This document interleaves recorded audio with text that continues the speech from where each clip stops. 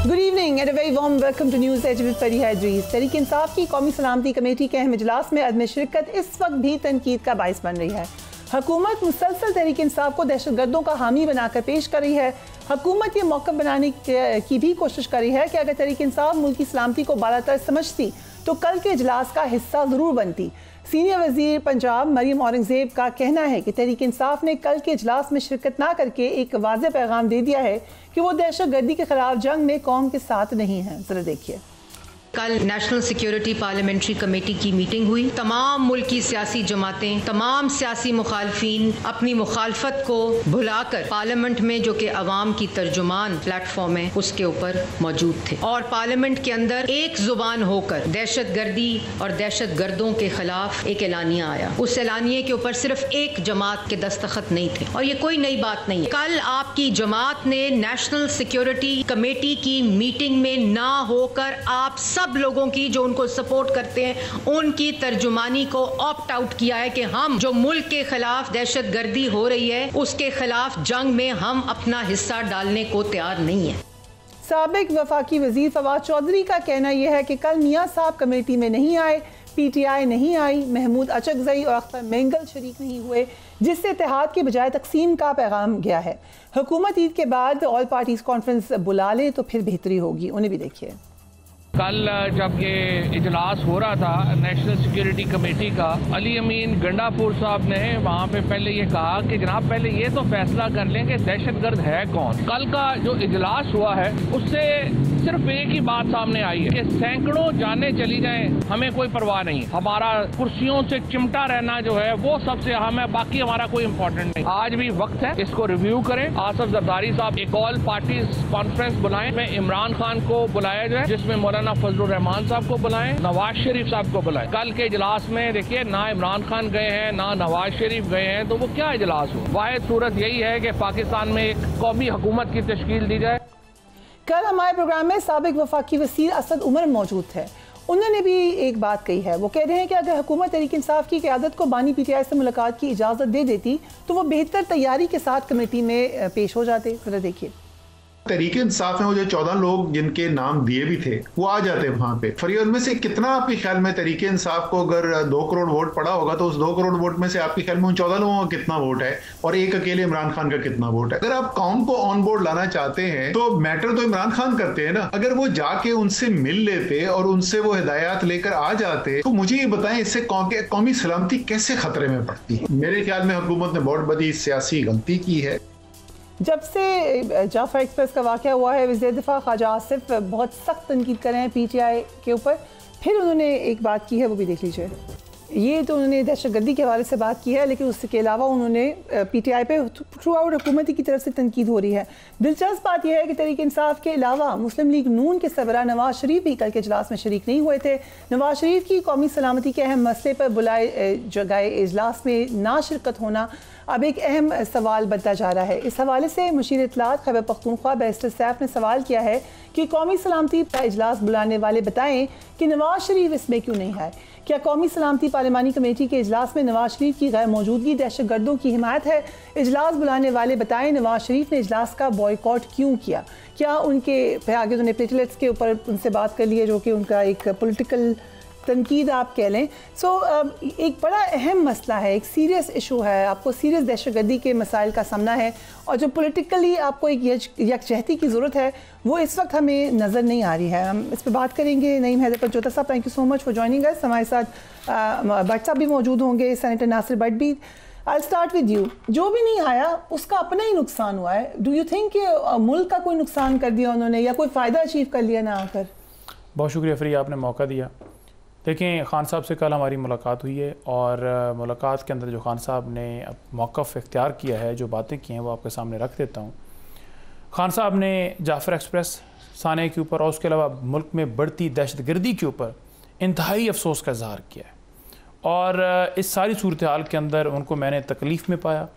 उनको देखा मैंने कि वो जब बात कर रहे थे तो बड़ा ही वो रंजीदा थे खान साहब इस हवाले से, और दहशतगर्दी के कंट्रोल के हवाले से उन्होंने जो बातें की वो भी डेफिनेटली आपके सामने उनका ऑलरेडी मौक़िफ़ है।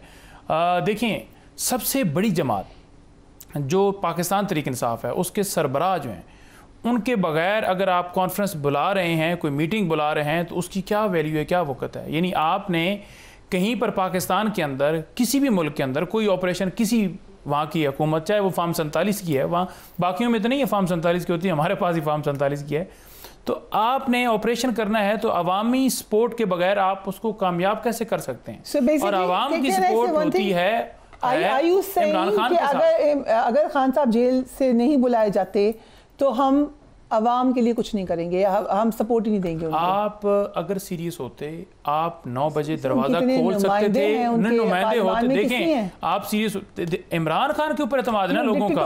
आगे जितने भी नुमाइंदे हैं, 14 हैं या 50 हैं या 100 हैं या 250 हैं, वो इमरान खान की वजह से नुमाइंदे हैं। उनको वोट पड़ा है तो इमरान खान की वजह से पड़ा है। कौम अवाम इमरान खान के पीछे खड़ी है, नवाज शरीफ के पीछे नहीं है। हालांकि उसके पीछे भी नहीं खड़ी, फिर भी वो नहीं आया। उनकी पार्टी निज़ार उन्हीं के पीछे भी नहीं खड़ी, फिर भी नहीं आया। लेकिन बुलाना चाहिए था। अगर आप एक MNA को, एक सेनेटर को उसके प्रोडक्शन ऑर्डर जारी करके बुला सकते हैं, तो आपको एक बड़ी पार्टी के सरबराह को इस मुल्की इंटरेस्ट की खातिर, अगर आप वैसे ही अडयाला जेल का 9 बजे दरवाजा खोल सकते हैं कि जलसा मुलतवी किया जाए, तो आप बुला सकते थे। आपकी सीरियसनेस शो होगी। अब हमने आल पार्टी कॉन्फ्रेंस की और हमने उसमें कहा है कि हुकूमत, उसके अलावा तमाम जमातें, और आपने बलूचिस्तान की नुमाइंदगी क्यों नहीं की? अभी आप तो लॉयर हैं माशाल्लाह, आपको इतना ज़्यादा कानून का पता है। पार्लिमानी कमेटी का इजलास है, पार्लिमान के नुमाइंदे हैं, उनका काम है। जो पार्लियामेंट के मेंबर ही नहीं हैं, जो इस वक्त जेल में हैं, ये हकीकत है। आप बाकी पॉलिटिकल जार्गन टाइप पहले आपको ये चाहिए था, उनके ना आने पे आप पार्लिमानी लीडर्स का इस्तेकाक मजरू कर रहे हैं कि वो भी नहीं जाएंगे क्योंकि उनको नहीं बुलाया। देखें, सबसे पहले आपको जरूरी ये था, अगर आप वाकई सीरियस थे तो आपको चाहिए था कि तमाम सूबों को, तमाम सूबों के नुमाइंदों को वहाँ बुलाया जाता, तमाम पार्टीज़ को बुलाया जाता। बलूचिस्तान में आपने ऑपरेशन करना है, वहाँ के नुमाइंदों को बुलाया जाता। एक ऑल पार्टीज कॉन्फ्रेंस होती जिसके अंदर इमरान खान साहब को बुलाया जाता, तो तब जाकर आप उस किसी डिसीजन के। अब आपने इन कैमरा जो इजलास किया है, कल से मैं देख रहा हूँ एक एक चीज वहाँ इन कैमरा इजलास की डिस्कशन जो हुई है वो तमाम मीडिया चैनल, ये कैसा इन कैमरा इजलास था? एक बड़े अदब के साथ अर्ज कर दूं कि जिस वक्त प्राइम मिनिस्टर थे खान साहब खुद नहीं शरीक हुए थे वो उसमें, सो अब इतने उनको शिरकत का दिल कर रहा है तो it's a very nice thing, it's a good thing, उनको आना चाहिए, मैं इस पर एग्रीड हूँ। लेकिन अगर वो नहीं आए तो आप नहीं आएंगे, ये वाली बात मेरा ख्याल से आप ही का नुकसान हुआ, जिससे मैंने पहले कहा था पाकिस्तान का नुकसान नहीं होता इंशाल्लाह, बट आपका नुकसान नहीं। देखें, हम लड़ रहे हैं पाकिस्तान की खातिर, बाकी लड़ रहे हैं अपने इक़्तिदार की खातिर। वो आपने इक़्तिदार में देखा, चाहे 26वीं तरमीम हो, डंडे मारने हो, जजेस के ऊपर थ्रेट, सारा कुछ आपने, आज भी जज इस्लामाबाद हाई कोर्ट के जैसे उस पे हम आते हैं, वी विल डिस्कस इट, वो पूरा एक सेगमेंट है, let me come to what's happening ना, ये सारा अमल आप करें इक़्तिदार की खातिर, और उस इक़्तिदार में आप बैठे हैं, वो सबूत है।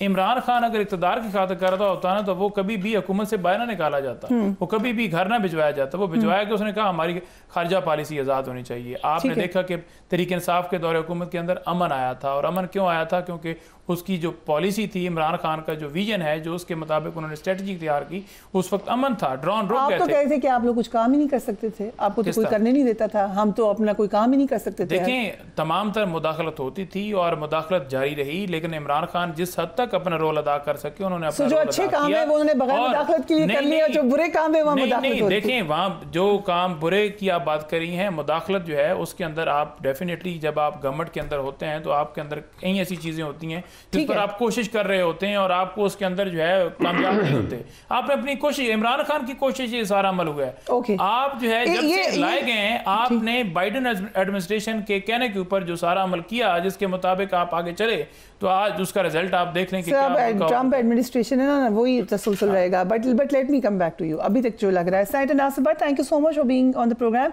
बड़ी फायरी तनकीद थ्रू आउट PTI पे होती रही, और ये भी लगा कि कई दफ़ा दहशतगर्द की इतनी नहीं हुई जितनी PTI की तनकीद हो गई।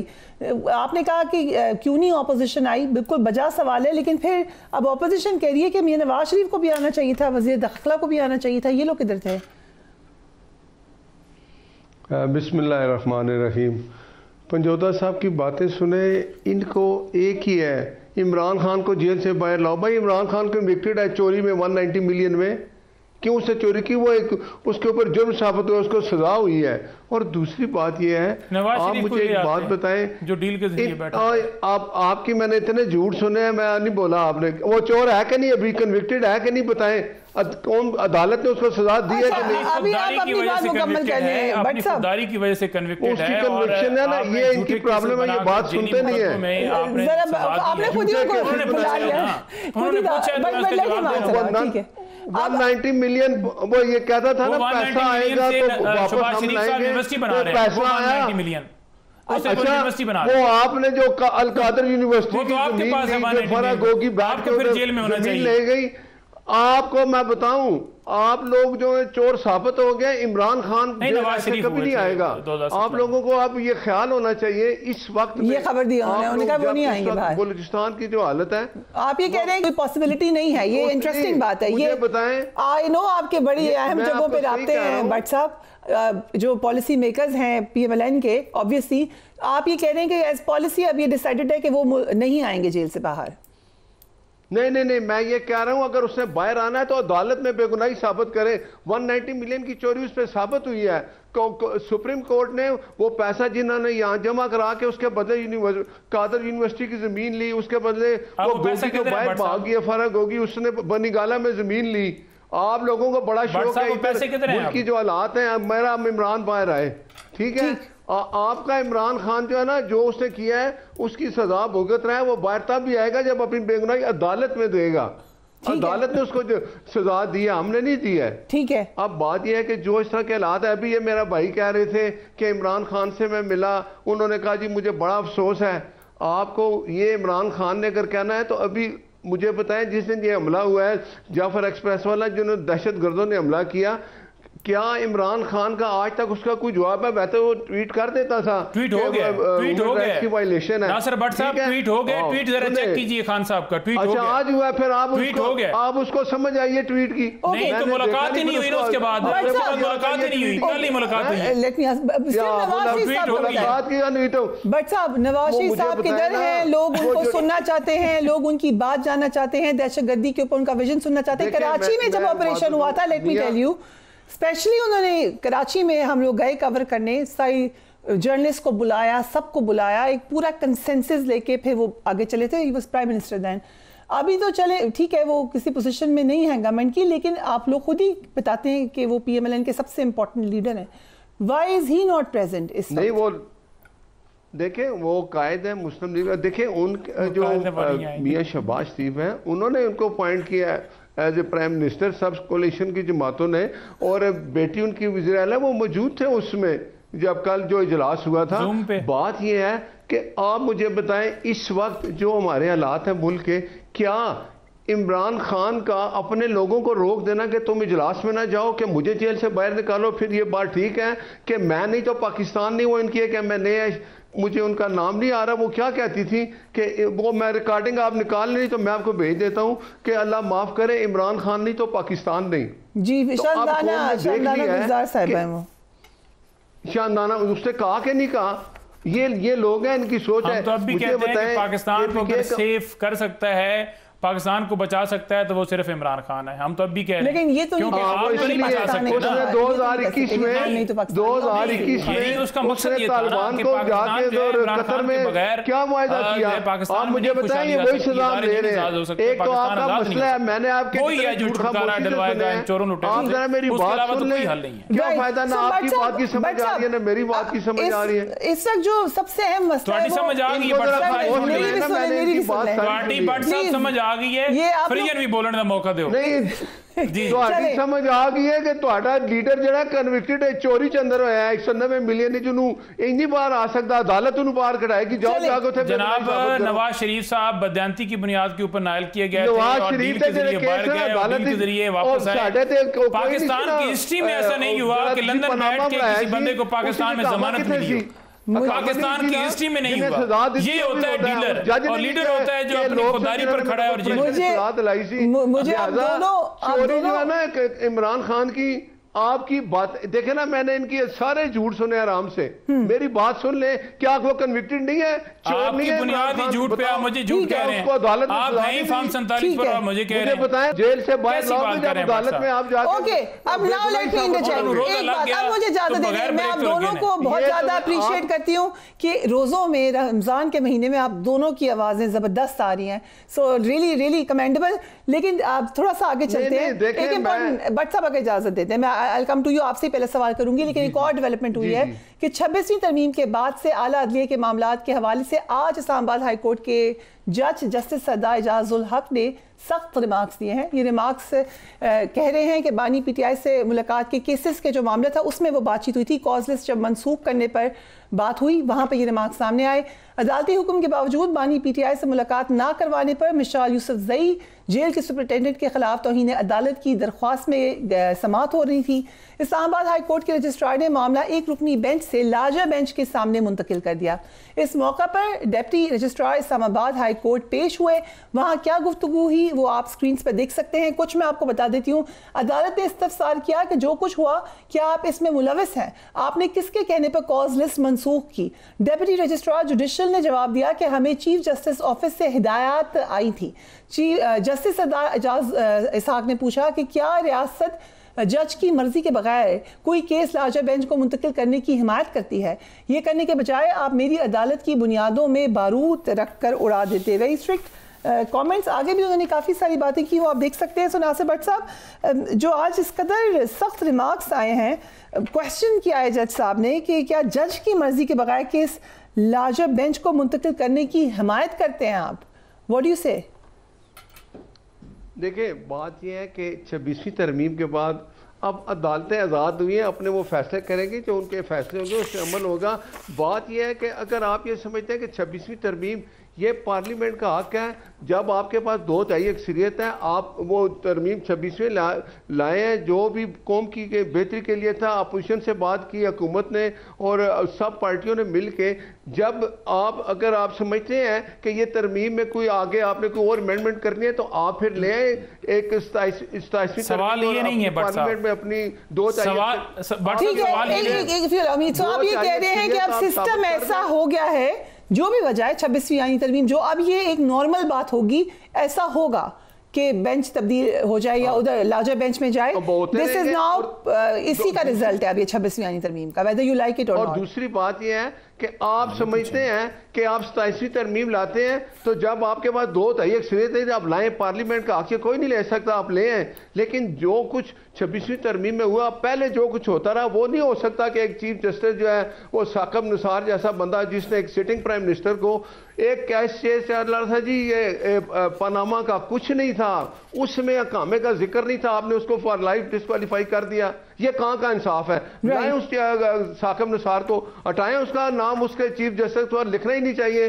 क्या वो इस तरह के फैसले करके कि अवामी नुमाइंदगी को उसने एक सिटिंग प्राइम मिनिस्टर को डिस्क्वालीफाई किया फॉर लाइफ, किधर गया वो? आज फिर नवाज शरीफ वापस आ गया, उसकी हुकूमत है, उसके भाई का, वो उसका भाई वज़ीर-ए-आज़म है, बेटी उसकी वज़ीर-ए-आला है, ये किधर है? ये चोरी में अंदर है 190। लेकिन भट्ट साहब, ये जो आप बात कर रहे हैं ना कि कुछ पता नहीं है दोबारा आ सकते हैं, तो ये फिर पीटीआई का भी कुछ पता नहीं है, ये तो पाकिस्तान में किसी का भी कुछ पता नहीं है। Anybody can come back. मैंने एक बात ये की है, नहीं मैंने ये कहा है कि ये 26 तरमीम पे इनको इतराज है, अगर इनकी हुकूमत आती है, लोग इनको वोट देते हैं, ये 2/3 से 27 तरमीम ले आए, स्ट्राइक डाउन कर दे, ठीक है। पार्लियामेंट का जो हक है वो कोई नहीं ले सकता। ये बात तो वो ठीक कर रहे हैं।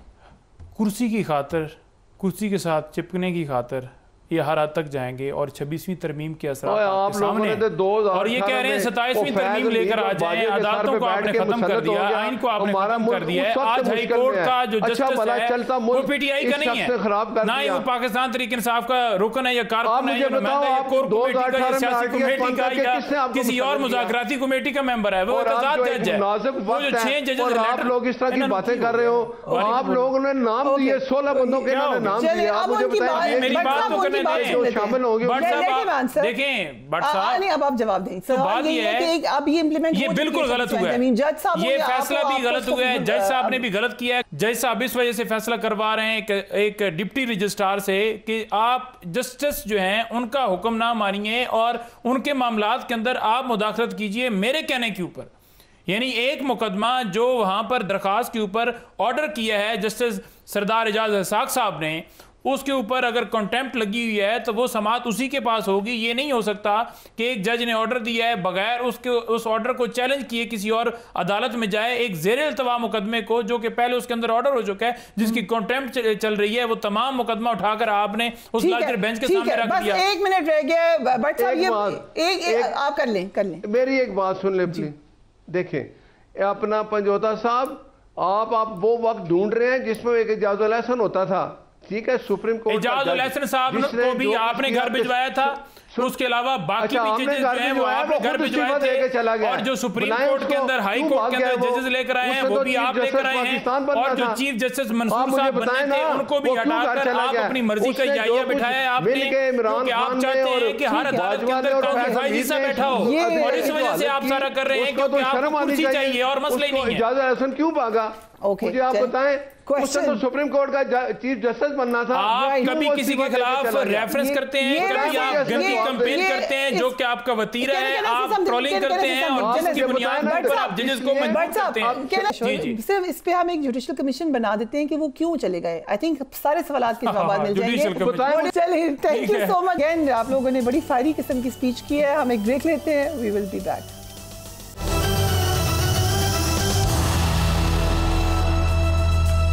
And welcome back. मुल्क में चीनी की कीमतें एक बार फिर आसमान को छू रही हैं। चीनी महंगी होने की कहानी कोई नई कहानी नहीं है, बल्कि हम कई सालों से यही कहानी दोहरा रहे हैं। हुक्मरान तब्दील होते रहते हैं, जो तनकीद करते हैं वो भी तब्दील होते रहते हैं, लेकिन हर बार पुराना बहाना बनाकर चीनी बरामद कर दी जाती है और फिर मुल्क में मसनूई किल्लत पैदा करके आवाम को महंगी चीनी फ़रोख्त की जाती है। ये सिलसिला हर दौरे हुकूमत में जारी रहा और शायद आइंदा भी इसी तरीके से चलता रहेगा। मौजूदा हुकूमत दावा करती थी कि अब तक उसका कोई एक भी स्कैंडल सामने नहीं आया है, लेकिन चीनी की कीमतों में इजाफा अब एक बड़ा स्कैंडल बनता हुआ नजर आ रहा है, लेकिन कोई उस पर तवज्जो नहीं दे रहा। मौजूदा हुकूमत ने गुज़िश्ता एक बरस में 3 बार चीनी बरामद करने की इजाज़त दी, जिसकी वजह से शुगर मिल्स मालिकान को आज चीनी की कीमत बढ़ाने का मौका मिल चुका है। शुगर मिल्स एसोसिएशन ने 17 लाख मेट्रिक टन इजाफी चीनी के अदाद शुमार जाहिर करके हुकूमत से चीनी बरामद करने की इजाज़त मांगी। उसकी जो बाकी डिटेल्स हैं वो भी स्क्रीन पर हैं। वफाकी काबीना ने 25 सितंबर को मज़ीद 1 लाख मेट्रिक टन चीनी बरामद करने की मंजूरी दी। ECC ने 11 अक्टूबर को 5 लाख मेट्रिक टन चीनी बरामद करने की इजाज़त दी। गुज़िश्ता बरस मजमूई तौर पर 7,50,000 टन चीनी बरामद करने की इजाज़त दे दी गई। पंजाब की शुगर मिल्स को चीनी की बरामद का सबसे ज़्यादा 64% कोटा दे दिया गया।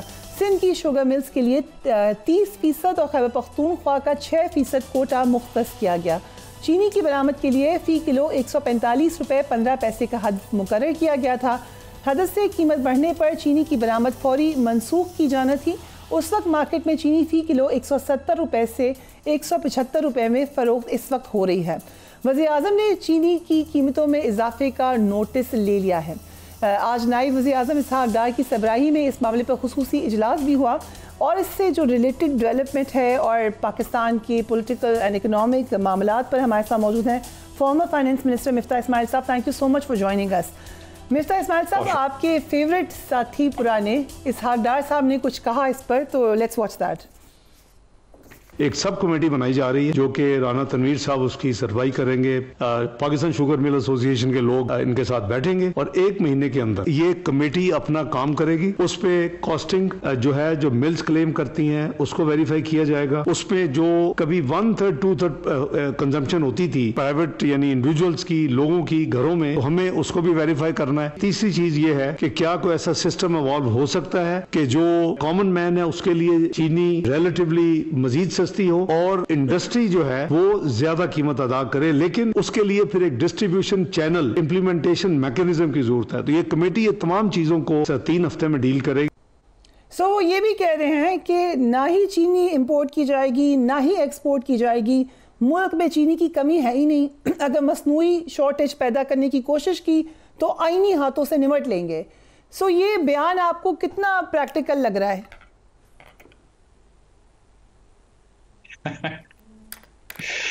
इसमें कहा गया है कि मजीद सस्ती करने के लिए कमेटी देखेगी। मतलब मजीद सस्ती यानी कि जब 115 रुपए से बढ़ के कीमत 175 हो गई तो इनको ये नहीं लग रहा कि महंगी हुई है, इनको लग रहा है ये सस्ती हुई है। देखिए सच्ची बात ये है कि ये एक मसला जो है ना वो वजीर आजम पाकिस्तान की याददाश्त का है। मैं सीरियसली बता रहा हूँ, मैं मजाक नहीं कर रहा हूँ। वो बार बार भूल जाते हैं कि उनकी पॉलिसी क्या थी। तो उन्होंने पहले कहा 2200 रुपए की जब गंदम थी तो इन्होंने गंदम की सपोर्ट प्राइस कर दी 4000। जब 4000 गंदम हो गई, यानी कि 100 रुपए की हुकूमत गंदम खरीद रही थी और खुद 115 की बेच रही थी, तो आटा 150 का हो गया। जब आटा 150 का हो गया तो शहबाज साहब पूछने लगे कि आटा किसने महंगा कर दिया? भाई आटा तो आपने ही महंगा किया ना, आपने सपोर्ट प्राइस महंगी कर दी और आपने जो है वो महंगा बेचना शुरू कर दिया। तो गंदम महंगा करोगे तो आटा महंगा होगा, क्योंकि आटा गंदम से बनता है।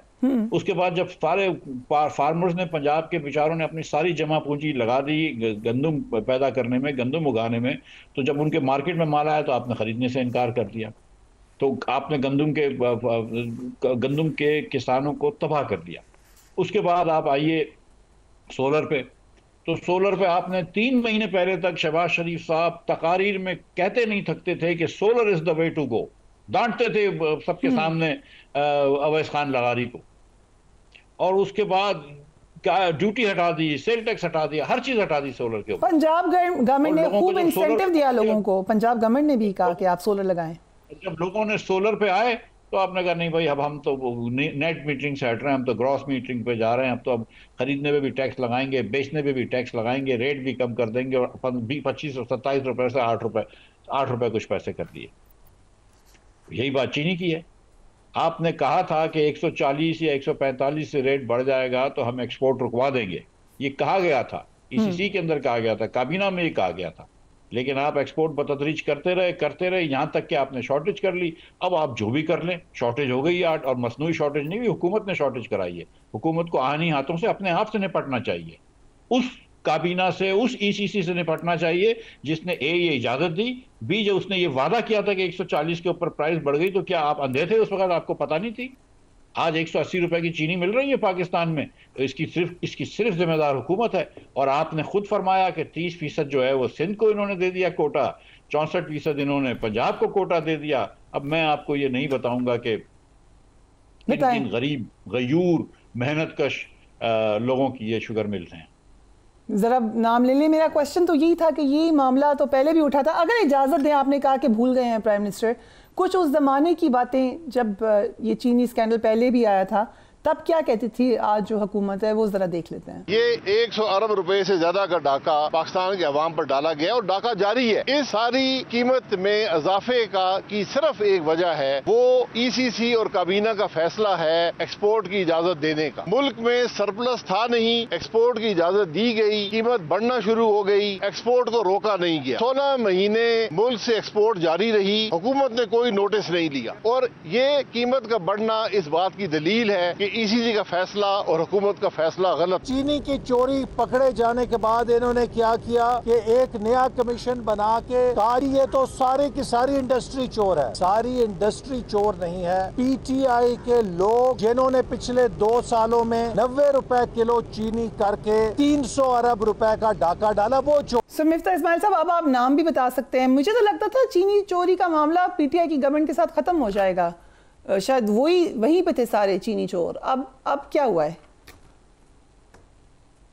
देखिए मेरी बहन, जब देखें, एक तो ये है कि आपने कहा कि इस हुकूमत को स्कैंडल उस हुकूमत का नहीं आएगा। ये हुकूमत खुद कहती थी। कह सकती हैं? तो हुकूमत आई स्कैंडल के तहत है। 9 फरवरी को जो स्कैंडल इन्होंने कराया है, जब इन्होंने जो लोग इलेक्शन चोरी कर लें उनसे अब आप क्या उम्मीद रखती हैं? और तो एक तो ये बात हो गई। दूसरी बात यह है कि जो शाहिद अब्बासी और दीगर मेरे भाइयों ने बात करी है, मेरे लीडरान ने बात करी है, सब मेरे बड़े भाई हैं, ये सारी बातें ठीक थी उस वक्त भी और वो आज भी ठीक हैं। शाहिद अब्बासी उस वक्त भी इस बात पे खड़ा है, आज भी उस बात पे खड़ा है कि जब आपके पास यहाँ पे चीनी की शॉर्टेज हो तो आप इजाज़त देंगे तो चीनी की कीमत बढ़ जाएगी। इसमें कोई बहुत लंबी सोच नहीं चाहिए। उस वक्त पीटीआई की हुकूमत में पीटीआई के अंदर जो चीनी के कारोबारी और मिल ओनर्स हजरात थे, उन्होंने कुछ फोर्स किया था और ये चीज़ हुई थी। आपने देखा है कि किसने असद उमर को कहा था, किसने किसको कहा था कि ये करवा दो और ये हो गया। आज मुस्लिम लीग की हुकूमत में मुझे नहीं पता कि इनमें से किस साहिब की चीनी की मिल है या किसी की मिल है भी नहीं भी, मुझे नहीं पता। लेकिन हो सकता है कि इनकी चीनी की मिलें हों, हो सकता है कि इनको फायदा हो। खुदा ना खास्ता मैं ये नहीं कह रहा हूँ कि इन्होंने अपने जाती फायदे के लिए किया हो, मैं ये नहीं कह रहा हूँ। या इतने अगर इजाजत दें तो एक साहब है, आप जानते हो कि हारून अख्तर साहब, उनका एक बयान अगर आप इजाजत दे दें, आई नो आप उनकी बात तो नहीं कर रहे थे, लेकिन लेट्स सी दैट। वो इसलिए बढ़ी है कि लोगों की एक्सपेक्टेशन 15 से 20% पैदावार कम निकली because of climate change, extreme weather. और ये सिर्फ पाकिस्तान में नहीं हुई, इंडिया में भी। दुनिया में कुछ साल कमोडिटी सरप्लस में होती है, कुछ साल शॉर्टेज होती है। अब कमोडिटी जो है पेरिशेबल होती है, वो ये नहीं होती कि एक कमोडिटी अगर मिलियन टन सरप्लस चीनी है तो वो सारी उम्र के लिए आप होल्ड करेंगे, उसने 2 साल में खत्म हो जाना है, एक्सपायर कर जाना है, दुनिया में कोई लेगा नहीं। तो गवर्नमेंट ने तो बड़ी सेंसिबली सीजन से बिल्कुल आखिर में जाके एक्सपोर्ट की इजाजत दी और 5 लाख टन का पिछले साल के सरप्लस में से मौजूद रखा। उसी ने तो बचाया है। अभी फर्ज करें कि वो भी चली जाती बाहर, तो फिर क्या हालत होती। मिफ्ता इस्माइल साहब, गवर्नमेंट ने तो बड़ा सेंसिबली मूव किया है, ये कह रहे हैं वो। देखिए मसला ये है, देखिए मैं आपको सच बताऊं कि पाकिस्तान में 5 मेजर क्रॉप होते हैं। गंदम, आटा,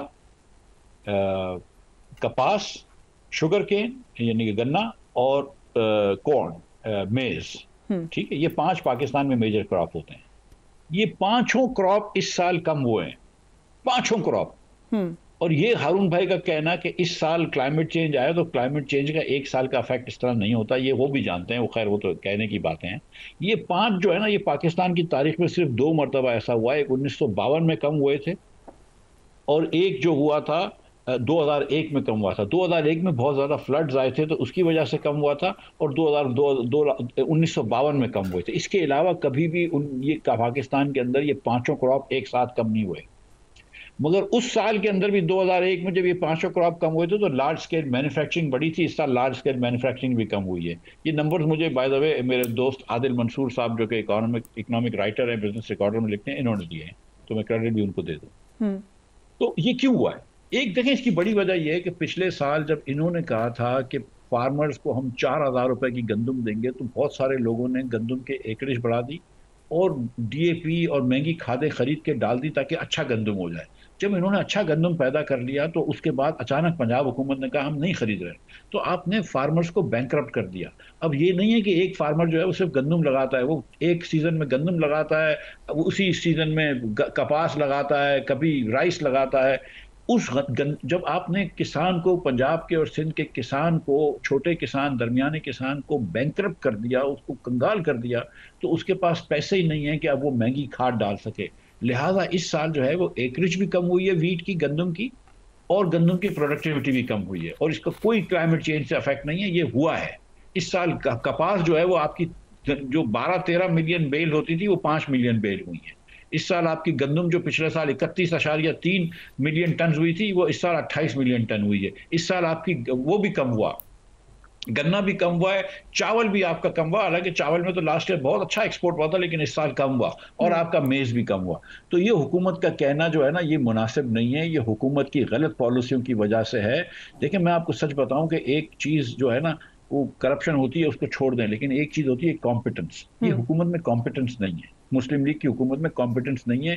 इनको थोड़ा सा आगे ये नहीं देख सकते, इसीलिए बार बार सोलर की पॉलिसी चेंज करते हैं, इसीलिए बार बार ये कोल के प्लांट्स लगा दिए इन्होंने, नोइंग कि दुनिया की टेक्नोलॉजी चेंज हो रही है, आपको ये नहीं करना चाहिए। ना आपने एक्सटर्नल वायबिलिटी कर ली, ये पता नहीं किस दुनिया में रहते हैं। और क्योंकि अपने पैसे नहीं लगे होते तो फिक्र नहीं होती है कि यार लोग दे देंगे पैसे, तो आपने जो है ना, मतलब आपने कहा नहीं, हम सोलर जो ऊपर हमारे ऊपर बोझ हो गया, हम 70 रुपए की IPP से बिजली लेंगे, वो कम वक्त बोझ नहीं है, किसी को 8 रुपए देना बोझ है जो बिजली आपको दे रहा है। तो ये इनकी सोच है कि 170 रुपए, 175 रुपए की चीनी हो गई, तो क्योंकि बिजली का तो अब वो कह रहे हैं कि 23 मार्च को 8 रुपए फी यूनिट बिजली में कमी हो जाएगी और आवाम को बड़ी रिलीफ मिलेगा।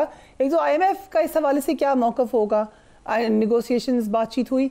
दूसरा में आपने जो कहा कि कॉम्पिटेंस नहीं है PMLN की गवर्नमेंट में, जब आप खुद थे मिनिस्टर उस वक्त, क्या आपको उस वक्त अंदाज़ा हुआ कि मामला को कैसे हैंडल किया जा रहा है, या कोई वाक़या आप शेयर करना चाहें? एक क्विक ब्रेक में ले रही हूँ मिफ्ता साहब, विल बी राइट बैक।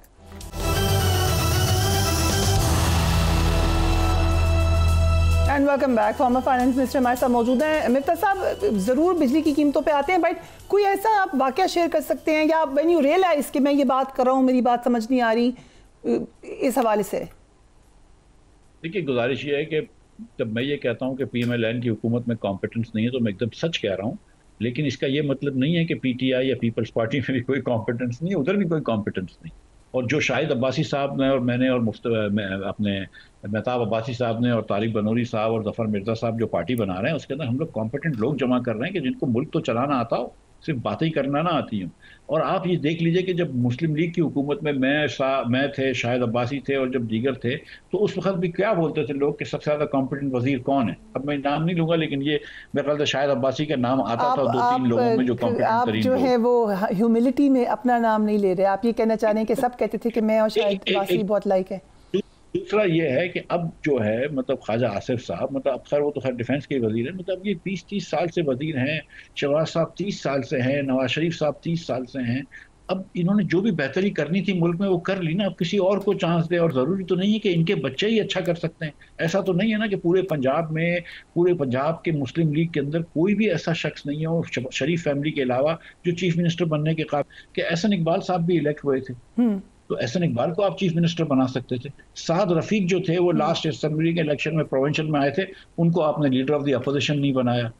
अब आप जो है वो मतलब आप उनको ही लेकर चल रहे हैं। देखिए मैं आपको सच्ची बात बताऊं, एहसन इकबाल की एक बड़ी खूबी है कि एहसन इकबाल 45 पे इलेक्ट होकर आया है, ठीक है। मेरी बहन मरियम 45 पे भी इलेक्ट नहीं हुई है।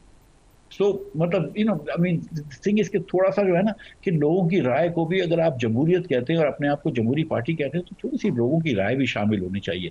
आपने जबरदस्ती की हुकूमत भी करनी है तो कम से कम ये तो देख लो कि एहसन इकबाल जीत के आया है कम वक्त। यू थिंक एहसन इकबाल एक अच्छे चीफ मिनिस्टर होते, लेट्स से अगर वो चीफ मिनिस्टर होते? मरियम से तो बेहतर होते ना यार। बट क्या खराबी है मरियम नवाज में? क्या आपको लग रहा है काम नहीं करी? मैं कोई खराबी नहीं है, मैं कहता हूं कोई खराबी नहीं है, लेकिन पंजाब का चीफ मिनिस्टर जो होगा वो होना चाहिए जो पंजाब के लोग इलेक्ट करें। जो पंजाब के लोग जिसको इलेक्ट नहीं करते वो पंजाब का चीफ मिनिस्टर नहीं होना चाहिए।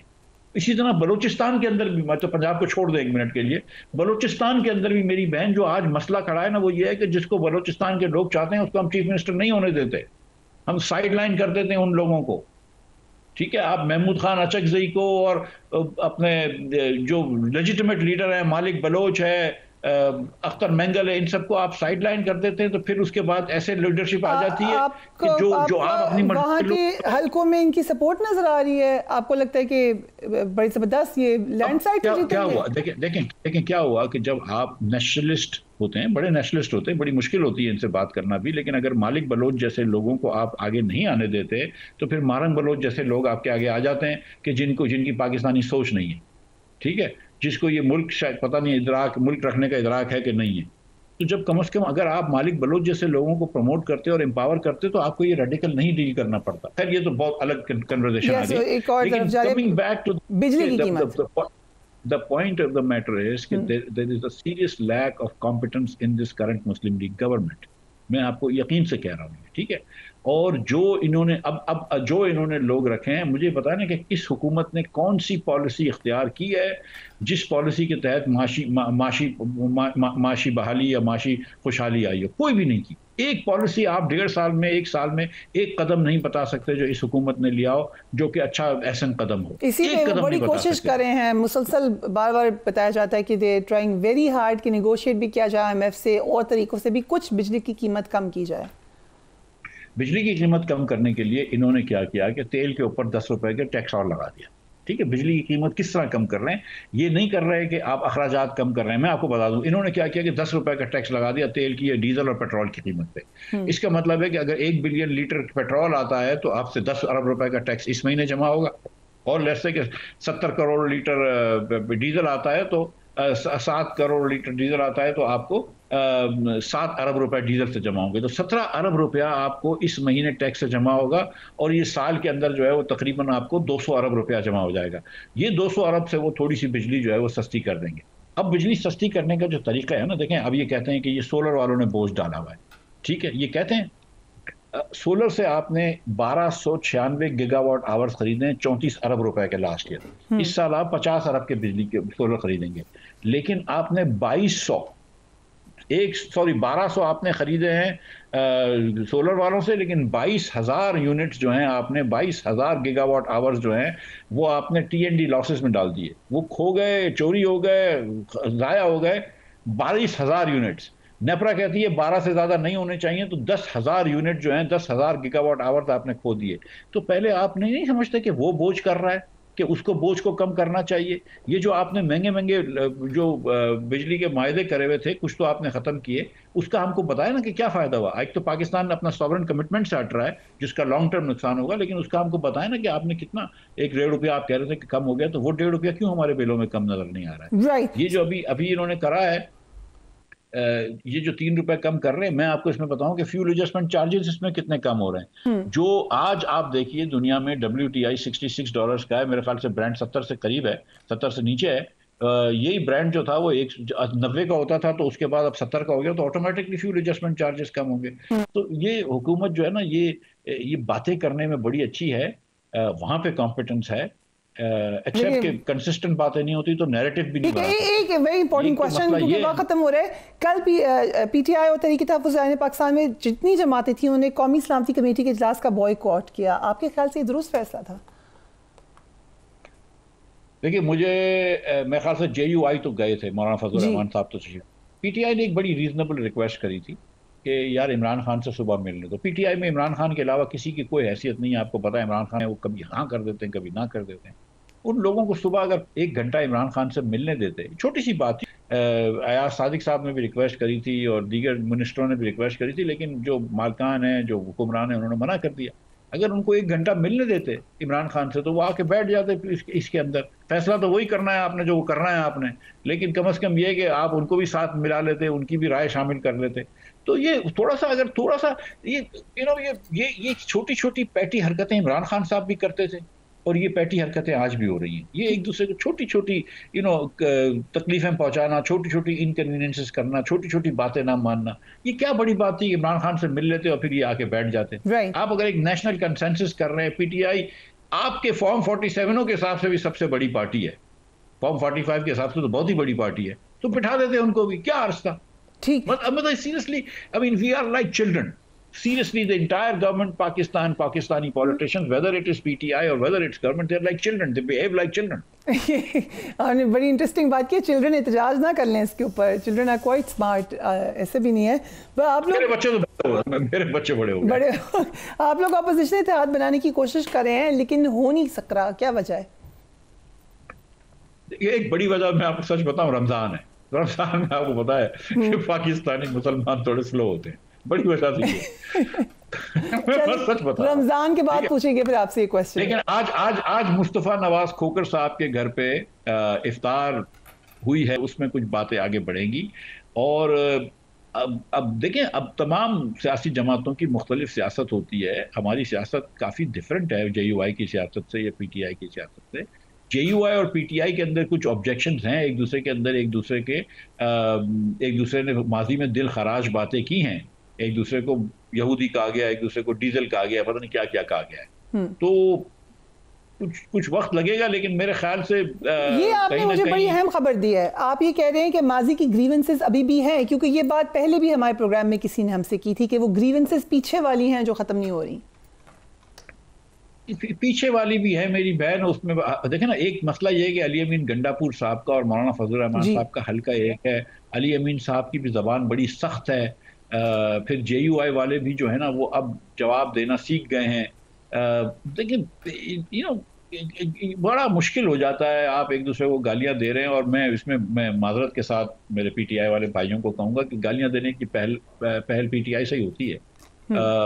तो वो क्योंकि एक दूसरे को इतना बुरा भला कह चुके हैं, तो कुछ वक्त लगेगा। लेकिन मैं आपको सच बता रहा हूँ कि अब वक्त की ज़रूरत है, क्योंकि ये जो बलूचिस्तान में और KP में हो रहा है ना, अगर हम सब पाकिस्तानी हैं और हमारा अव्वल जो इंटरेस्ट है वो पाकिस्तान की तरक्की है, पाकिस्तान की यकजहती है, अब मुझे लगता है कि थोड़ी सी हमको सियासत को बैक बर्नर पर डालने की ज़रूरत है। और मैं कम से कम हम अवाम पाकिस्तान ये कोशिश करेगी कि अपोजिशन की पार्टियों को भी समझाए और हुकूमत को भी समझाए कि आप थोड़ी सी अपनी आपस की सियासत, ये आपस के इक़्तिदार की जंग को ज़रा सा पीछे कर दो और पहले इसको यकसुई से ज़रा सा मसले को निपटें, और दोनों सियासी हल भी मसले का निकालें। बिल्कुल ठीक है। Thank you so much Miftah Ismail साहब फॉर गिविंग अस टाइम।